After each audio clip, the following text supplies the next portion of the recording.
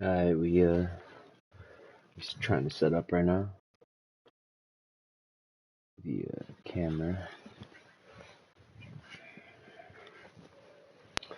How y'all doing? Dang, the camera's too low still.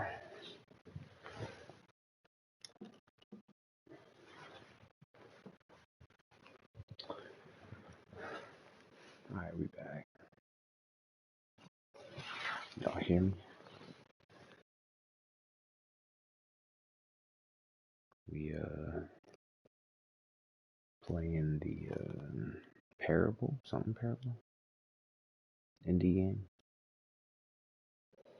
Stanley Parable. Alright, we're playing the Stanley Parable in English. Keep the subtitles on for any deaf people. I have not played before. First time.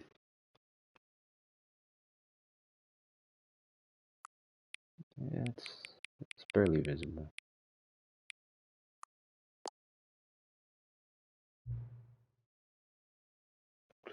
The time. Well, for me, it's 10:45 right now.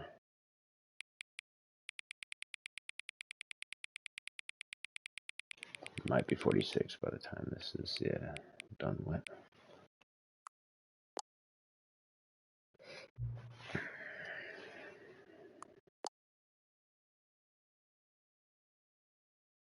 Alright, very rare stream.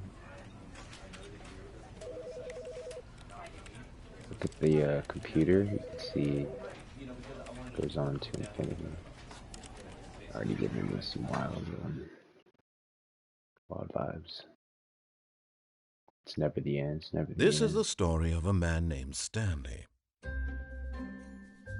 Stanley worked for a company in a big building where he was employee number 427.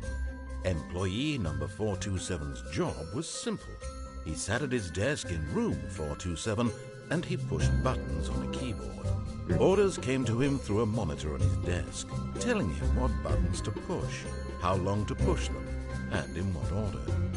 This is what employee 427 did every day of every month of every year. And although others might have considered it soul-rending, Stanley relished every moment that the orders came in, as though he had been made exactly for this job. And Stanley was happy. And then one day, something very peculiar happened. Something that would forever change Stanley. Something he would never quite forget. He had been at his desk for a single order had arrived on the monitor for him to follow. No one had showed up to give him instructions, call a meeting, or even say hi. Never in all his years at the company had this happened, this complete isolation. Something was very clearly wrong. Shocked, frozen solid, Stanley found himself unable to move for the longest time. But as he came to his wits and regained his senses, he got up from his desk and stepped out of his office. Whoa. First day without any orders. Not quite sure what to do. Said that I loved my job. You know, we can always draw maybe? No? Okay. Okay. I see there's a F1.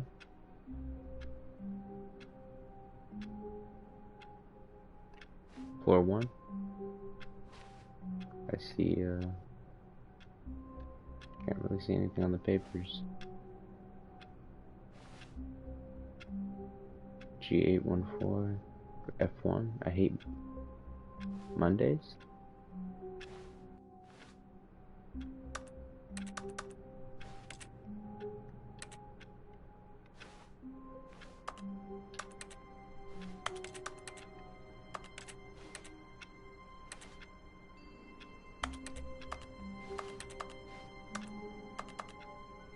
Alright, guess it's time we get out of the office. Door's locked. Door's locked. All of his co-workers were gone, What could it mean? Stanley My decided to door go to closed. the meeting room. Perhaps he had simply missed a memo. Oh, alright. Yeah, everyone's fine. No matter how hard Stanley looked, he couldn't find a trace of his co-workers. Farted. Unborn dad. Oh. They got to turn the computer off. Stanley went around touching every little thing in the office, but it didn't make a single difference, nor did it advance the story in any way. Alright, narrator. What if I turn off all the computers?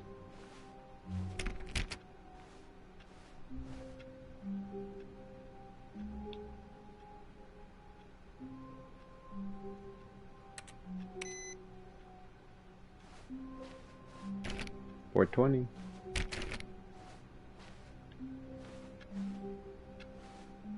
What time is it? Looks like it's the same time it is in my world. 10:50. Okay.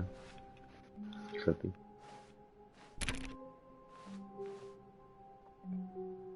Nice leaves. Very nice leaves. When Stanley came to a set of 2 open doors, he entered the door on his left.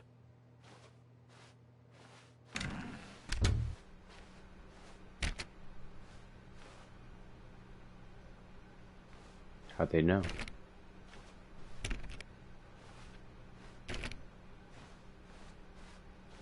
Yet there was not a single person here either.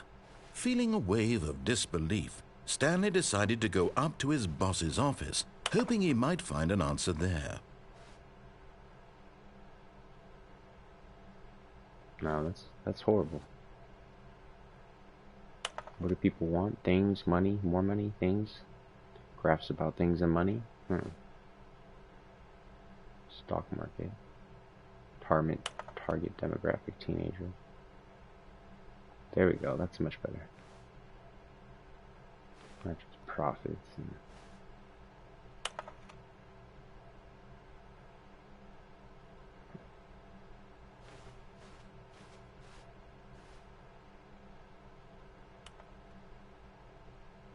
financial panic meeting.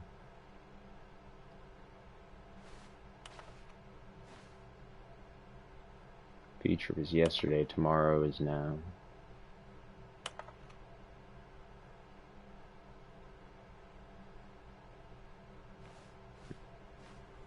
And say at the bottom, keep targets on the topic.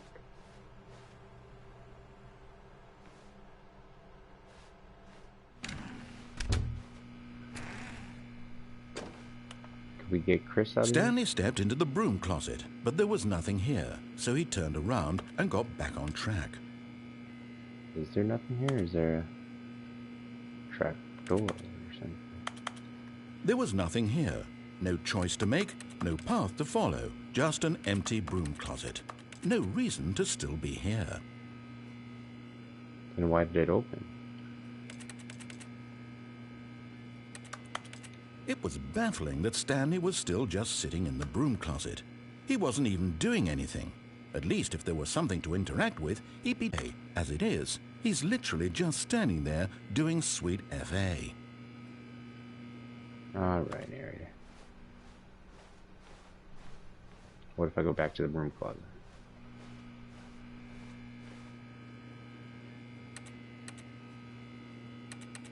Are you really still in the broom closet? Standing around doing nothing? Why? Please offer me some explanation here. I'm genuinely confused. Because it said to get what's his name out of the broom closet. Alright, let's keep it moving. Coming to a staircase, Stanley walked upstairs to his boss's office. Going down, down, down, down. It's down here. No. Once I read it, maybe if I get up, let's see. says, I wrote this in first period and left it in your locker on the way to second. That's what all the cool kids are doing. I've decided, work back, had an idea for something. I can, it says, I can, the cat's on a werewolf? What? Oh, the cat's on a motorcycle. Y'all see that picture? This is a good idea, what all the cool kids were actually doing. Something each other pages.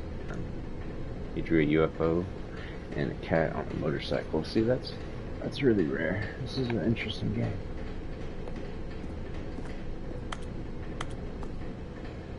Shout out to all the firemen that are fighting the Los Angeles fires currently. You know, keeping the houses safe. And shouts out to everyone that lost a house. My prayers are with you and your family. Just wanted to put that out there. This is a very tough time right now for a lot of people. And, you know, we got to be mindful while we're out here playing virtual video games.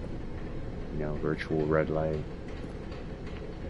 There are people out here right now going through real pain, real fire. But Stanley just couldn't do it. He considered the possibility of facing his boss, admitting he had left his post during work hours. He might be fired for that. And in such a competitive economy, why had he taken that risk? All because he believed everyone had vanished? His boss would think he was crazy. And then something occurred to Stanley. Maybe, he thought to himself, maybe I am crazy. All of my co-workers blinking mysteriously out of existence in a single moment for no reason at all? None of it made any logical sense. And as Stanley pondered this, he began to make other strange observations. For example, why couldn't he see his feet when he looked down? What? Why did doors close automatically behind him wherever he went? And for that matter, these rooms were starting to look pretty familiar. Were they simply repeating? No, Stanley said to himself, this is all too strange. This can't be real. And at last, he came to the conclusion that had been on the tip of his tongue. He just hadn't found the words for it. I'm dreaming, he yelled. This is all a dream. Oh, what a relief Stanley felt to have finally found an answer, an explanation. His co-workers weren't actually gone. He wasn't going to lose his job. He wasn't crazy after all. And he thought to himself, I suppose I'll wake up soon. I'll have to go back to my boring real-life job pushing buttons. I may as well enjoy this while I'm still lucid. So, he imagined himself flying and began to gently float above the ground. Then he imagined himself soaring through space on a magical starfield, and it too appeared. It was so much fun, and Stanley marveled that he had still not woken up. How was he remaining so lucid? And then perhaps the strangest question of them all entered Stanley's head. One he was amazed he hadn't asked himself sooner. Why is there a voice in my head dictating everything that I'm doing and thinking? Now the voice was describing itself being considered by Stanley, who found it particularly strange. I'm dreaming about a voice describing me, thinking about how it's describing my thoughts, he thought. And while he thought it all very odd and wondered if this voice spoke to all people in their dreams, the truth was that, of course, this was not a dream. How could it be? Was Stanley simply deceiving himself, believing that if he's asleep, he doesn't have to take responsibility for himself? Stanley is as awake right now as he's ever been in his life. Now, hearing the voice speak these words was quite a shock to Stanley. After all, he knew for certain, beyond a doubt, that this was in fact a dream.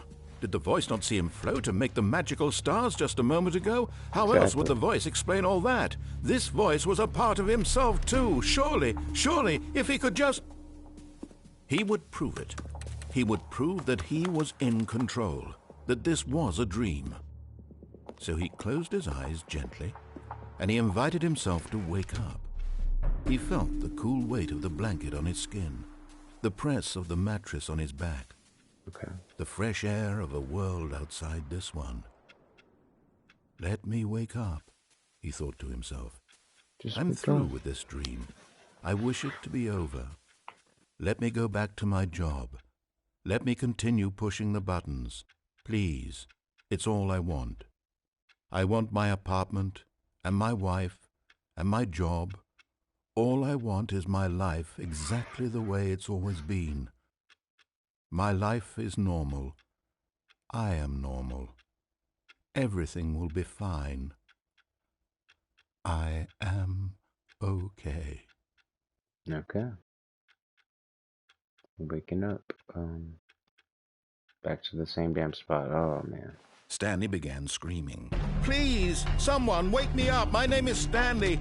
I have a boss. I have an office. I am real. Please, just someone tell me I am real. I must be real. I must be. Can anyone hear my voice? Who am I? Who am I? And everything went black. Damn. Where are we going? This is the story of a woman named Mariella. Mariella. Mariella woke up on a day like any other. She arose, got dressed, gathered her belongings, and walked to her place of work. But on this particular day, her walk was interrupted by the body of a man who had stumbled through town talking and screaming to himself, and then collapsed dead on the sidewalk. And although she would soon turn to go call for an ambulance, for just a few brief moments she considered the strange man. He was obviously crazy. This much she knew. Everyone knows what crazy people look like. And in that moment, she thought to herself how lucky she was to be normal. I am sane. I am in control of my mind. I know what is real and what isn't. It was comforting to think this, and in a certain way, seeing this man made her feel better. But then she remembered the meeting she had scheduled for that day. The very important people whose impressions of her would affect her career, and by extension, the rest of her life. Dang. She had no time for this, so it was only a moment that she stood there, staring down at the body. Only a moment. And then she turned and ran. But it never the end. It's never the end. But we're back. So we must have gone the wrong way. All of his co-workers were gone. What could it mean? Stanley decided to go to the meeting room. Perhaps he had simply missed a memo.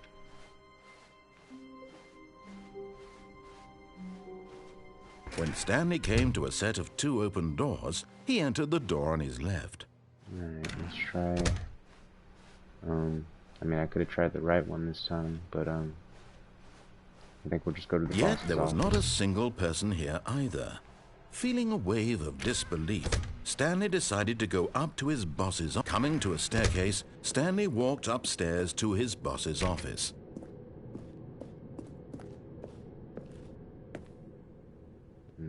Okay. Boss. Ooh, nice. Damn, bro. This is a nice, nice spot. Stepping into his manager's office, Stanley was once again stunned to discover not an indication of any human life. Shocked, unraveled, Stanley wondered in disbelief who orchestrated this. What dark secret was being held from him? What he could not have known was that the keypad behind the boss's desk guarded the terrible truth that his boss had been keeping from him. And so the boss had assigned it an extra secret PIN number, 2845. But of course, Stanley couldn't possibly have known this.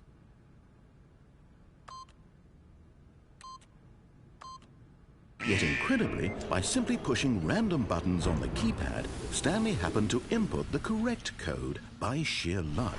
Amazing. Amazing. He stepped into the newly opened passageway.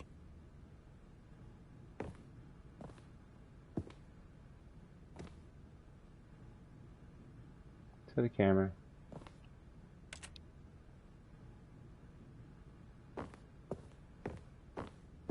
Where are we at now?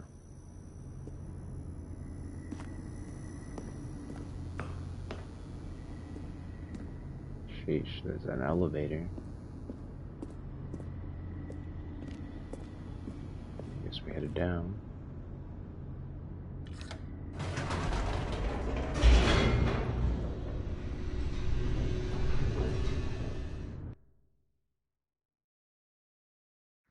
Descending deeper into the building, Stanley realized he felt a bit peculiar. It was a stirring of emotion in his chest, as though he felt more free to think for himself, to question the nature of his job. Why did he feel this now, when for years it had never occurred to him? This question would not go unanswered for long. Whoa. Stanley walked straight ahead through the large door that read Mind Control Facility. Rather than the escape? I mean, the narrator's brought me through so far.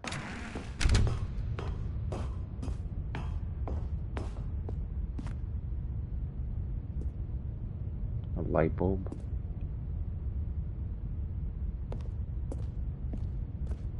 Can we,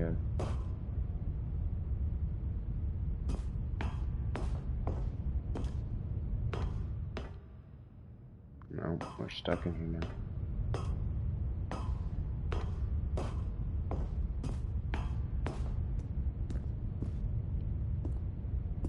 Alright, let's go. The lights rose on an enormous room packed with television screens. What horrible secret did this place hold? Stanley thought to himself. Did he have the strength to find out?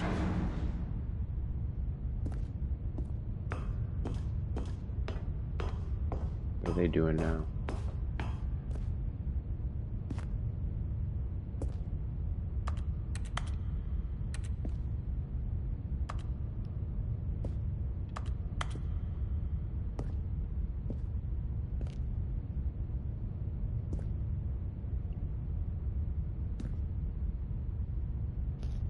See if we can read that. It says, Explore Observation Protocol 2C. Work hours. Please note that employee is a test case with a need for protocol may seem unlikely. Monitoring a screen. Info dump. And this is some wildish. Definitely some wildish. Now the monitors jumped to life, their true nature revealed. Each bore the number of an employee in the building, Stanley's co-workers. The lives of so many individuals reduced to images on a screen, and Stanley, one of them, eternally monitored in this place where freedom meant nothing.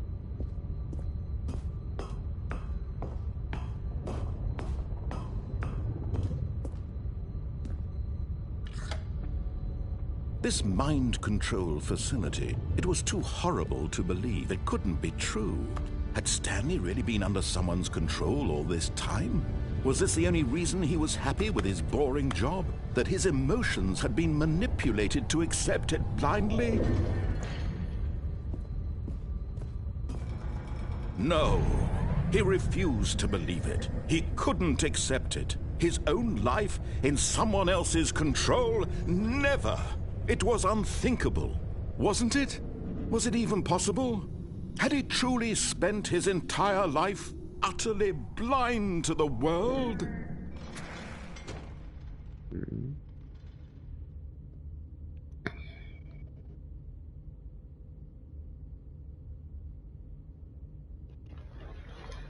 I don't know what happened.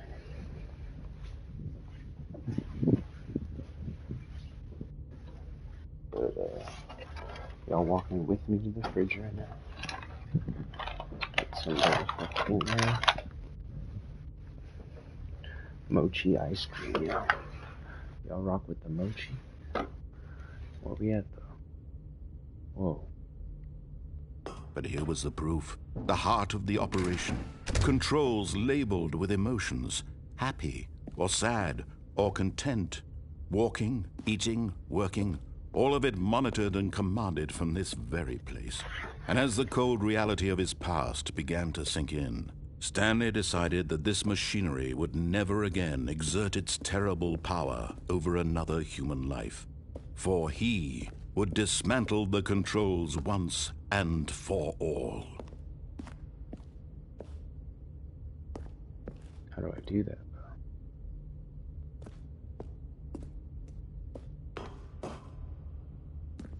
It's all these numbers.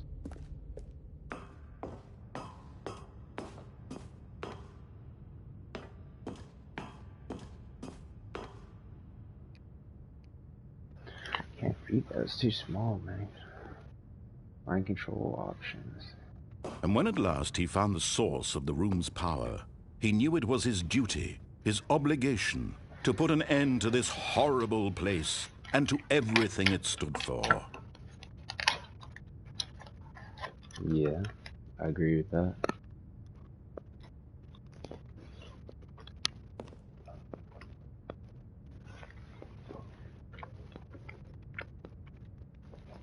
I'll read this motion.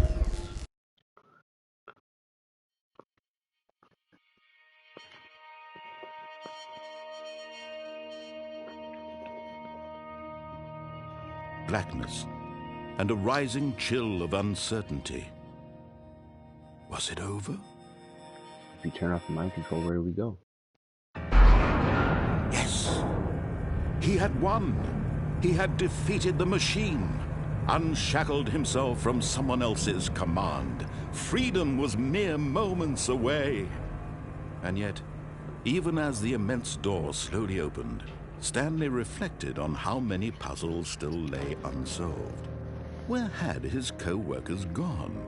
How had he been freed from the machine's grasp? What other mysteries did this strange building hold? But as sunlight streamed into the chamber, he realized none of this mattered to him, for it was not knowledge or even power that he had been seeking, but happiness. Perhaps his goal had not been to understand, but to let go. No longer would anyone tell him where to go, what to do, or how to feel. Whatever life he lives, it will be his. Thanks. And that was all he needed to know. It was perhaps the only thing worth knowing. Stanley stepped through the open door. Stanley felt the cool breeze upon his skin, the feeling of liberation, the immense possibility of the new path before him. This was exactly the way, right now, that things were meant to happen. And Stanley was happy. That was a beautiful game. I'm gonna assume that's the end. Love it. Good game, y'all. Have a great night. I hope y'all do the same thing as Stanley. Peace. We